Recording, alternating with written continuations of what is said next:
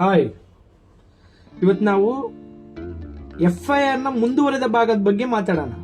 Last time ನೀವು ನೋಡಿದ್ರಿ ಯಾವ್ದು ಬಗ್ಗೆ ನಾವು FIR ಕಂಪ್ಲೇಂಟ್ ಬಗ್ಗೆ ಎಲ್ಲ ಮಾತಾಡಿದ್ವಿ.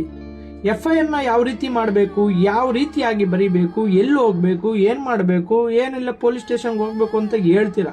ಒಟ್ಟು ಯಾವ ಪೊಲೀಸ್ ಸ್ಟೇಷನ್ಗೆ ಹೋಗ್ಬೇಕು, FIR ಅಲ್ಲಿ ಟೈಪ್ಸ್ ಆಫ್ FIR ಎಷ್ಟಿದೆ, ಇದ್ರ ಬಗ್ಗೆ ಎಲ್ಲ ನಾವು ತಿಳ್ಕೊಳ್ಳೋಣ. ಇಲ್ಲಿವರೆಗೂ FIR ಅಂತ ಹೇಳ್ಕೊಂಡ್ ಬರ್ತಾ ಇದೀವಿ. ಈಗ FIR ಅಂದ್ರೆ ಏನಿರ್ಬೇಕು, FIR ಒಂದು ಲೆಟರ್ ಅಲ್ಲಿ ಏನಿರ್ಬೇಕು, ನಾವ್ ಎಲ್ಲಿದ್ದೀವಿ, ನಮ್ಮ ದೇಶ ಬಂದ್ಬಿಟ್ಟು ಪ್ರಜಾಪ್ರಭುತ್ವ, ಡೆಮೋಕ್ರೆಟಿಕ್ ಕಂಟ್ರಿ. ನಾವು ಇಲ್ಲಿ ನೀವು ಕೇಳದೆ ಏನು ಕೂಡ ಸಿಗಲ್ಲ.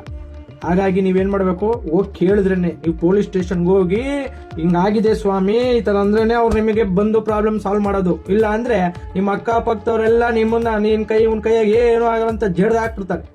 ನಮ್ಮ ದೇಶದಲ್ಲಿ ಹಂಗೆ ಕೇಳಬೇಕು, ಪಡ್ಕೊಬೇಕು.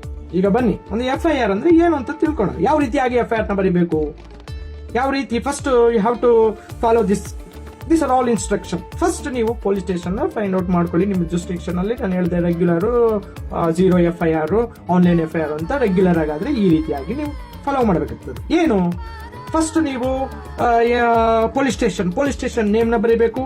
ಆಮೇಲೆ ಸಬ್ಜೆಕ್ಟ್ ಏನಾಗಿದೆ, ಥೆಫ್ಟಾ, ಕಳ್ತನನ, ಇಲ್ಲ ಅಸಾಲ್ಟ, ಒಡದ್ನ, ರೇಪ, ಏನು ಅಂತ ಅದ್ರ ಬಗ್ಗೆ ನೀವು ಬರೀಬೇಕು ಸಬ್ಜೆಕ್ಟ್. ಆಮೇಲೆ ಯಾರು ಕಂಪ್ಲೇಂಟ್ ಕೊಡ್ತಾ ಇದ್ದಾನಲ್ಲ ಅವನ ಬಗ್ಗೆ ಡೀಟೇಲ್ಸ್ ಆಗಿ ನೀವು ಬರೀಬೇಕು. ಮೇನ್ ಇಲ್ಲೇ ನಾವೇನ್ ಮಾಡ್ಬಿಡ್ತೀವಿ, ಎಲ್ಲ ಮಕ್ಳ ತರ ನಾವು ಲೆಟರ್ ಬರ್ದಂಗೋ, ಇಲ್ಲ ಅಂದ್ರೆ ಸ್ಕೂಲಲ್ಲಿ ಲೆಟರ್ಗಳು ಬರೀತೀವಲ್ಲ, ಹಂಗೆ ಬರ್ದು ಬಿಡ್ತೀವಿ. ಗೋಪಿನಾಥ್ ಏನೋ ಈ ಸ್ಕೂಲು ಈ ವಿದ್ಯಾರ್ಥಿ. ಹಾಗೆ ಆಗಲ್ಲ. ಇಲ್ಲಿ ನೀವೇನ್ ಮಾಡ್ಬೇಕು, ಕಂಪ್ಲೇಂಟ್ ನ detail, full name and son of, ಅರ್ಥ ಆಯ್ತಾ, ನಂಜಪ್ಪ, ಓಕೆನಾ. ನೆಕ್ಸ್ಟ್ ಫುಲ್ ಅಡ್ರೆಸ್ ಬರೀಬೇಕು, ಕಾಂಟ್ಯಾಕ್ಟ್ ನಂಬರ್ ಬರೀಬೇಕು, ಓಕೆನಾ. ಇಷ್ಟು ನೀವು ನಿಮ್ಮ ಬಗ್ಗೆ ಬರೀಬೇಕು. ನೆಕ್ಸ್ಟ್ ಇದೆಲ್ಲ ಆದ್ಮೇಲೆ ಇನ್ಸಿಡೆಂಟ್ ಡೀಟೇಲ್ಸ್, ವೆರಿ ಇಂಪಾರ್ಟೆಂಟ್. ಒಂದು ಇನ್ಸಿಡೆಂಟ್ ಡೀಟೇಲ್ಸ್ ನ ಯಾವ ರೀತಿಯಾಗಿ ಬರಬೇಕು, ಇಲ್ಲೇ ನಮ್ಮ FIR ಮೈನ್ ಥೀಮ್ ಇರೋದು. ಇದ್ರ ಮೇಲೆ ಕೇಸ್ ನಿಂತಿರೋದು, ಓಕೆನಾ. ಇಲ್ಲಿ ಎಕ್ಸಾಜುರೇಷನ್ ಮಾಡಬಾರ್ದು. ಏನ್ ಮಾಡಬೇಕು, exact place where it is happened, what happened, sequence of events, ಎಲ್ಲಿ ನಡೀತು, ಯಾವ ರೀತಿ ನಡೀತು, ಯಾವ ಕಾಲಘಟ್ಟದಲ್ಲಿ ಏನೇನಾಯ್ತು, ಮತ್ತೆ ಯಾವ್ದಾದ್ರು ವಿಟ್ನೆಸ್ ಇದಾರಾ, ಆ ಜಾಗದಲ್ಲಿ ಕ್ರೈಮ್ ನಡಿಬೇಕಾದ್ರೆ ಯಾವ್ದಾದ್ರು ವಿಟ್ನೆಸ್ ಇದ್ರಾ.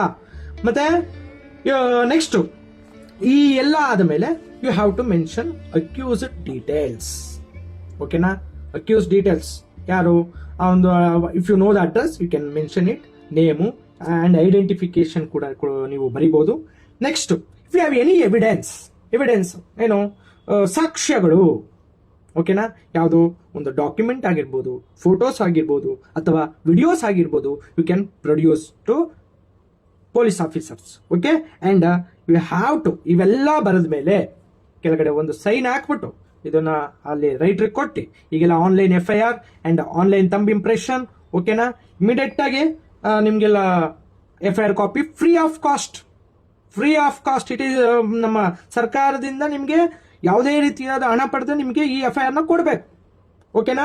ನೆಕ್ಸ್ಟ್ ಇದರಲ್ಲಿ FIR ಅಲ್ಲಿ ಏನ್ ನೀವು ಅಬ್ಸರ್ವ್ ಮಾಡಬೇಕು ಅಂತಂದ್ರೆ, ಪೊಲೀಸ್ ಅದ್ರ ಮೇಲೆ FIR ನಂಬರ್ ಇರುತ್ತೆ. ನಂಬರ್ನ ನೋಟ್ ಡೌನ್ ಮಾಡ್ಕೊಳ್ಳಿ. ನಿಮ್ಮ ಇನ್ನೊಂದು ಈಗೆಲ್ಲ ಫುಲ್ ಟೆಕ್ನಾಲಜಿ ಇರೋದ್ರೆ ಡೈರೆಕ್ಟ್ ನಿಮ್ಮ ಮೊಬೈಲ್ಗೆ ಬರುತ್ತೆ, ಇಲ್ಲ ಜಿಮೇಲ್ಗೆ ಬರುತ್ತೆ, ಚೆಕ್ ಮಾಡ್ಕೊಳ್ಳಿ. ಆಮೇಲೆ ಇಫ್ ದ ಪೊಲೀಸ್ ಏನಾದ್ರು ರೆಫ್ಯೂಸ್ ಮಾಡಿದ್ರೆ, FIR ಮಾಡಲ್ಲ ಅಂದ್ರೆ ನೀವು IR ಅಥಾರಿಟಿಗೆ ಹೋಗ್ಬೋದು, ಪೊಲೀಸ್ ಕಮಿಷನರ್ಗೆ ಹೋಗ್ಬೋದು, or you can directly lodge the complaint in magistrate court ಅಲ್ಲಿ ಕೂಡ ನೀವು ಕಂಪ್ಲೇಂಟ್ ರಿಜಿಸ್ಟರ್ ಮಾಡಬಹುದು, ಪ್ರೈವೇಟ್ ಕಂಪ್ಲೇಂಟ್, ಓಕೆ. ಇದು FIR.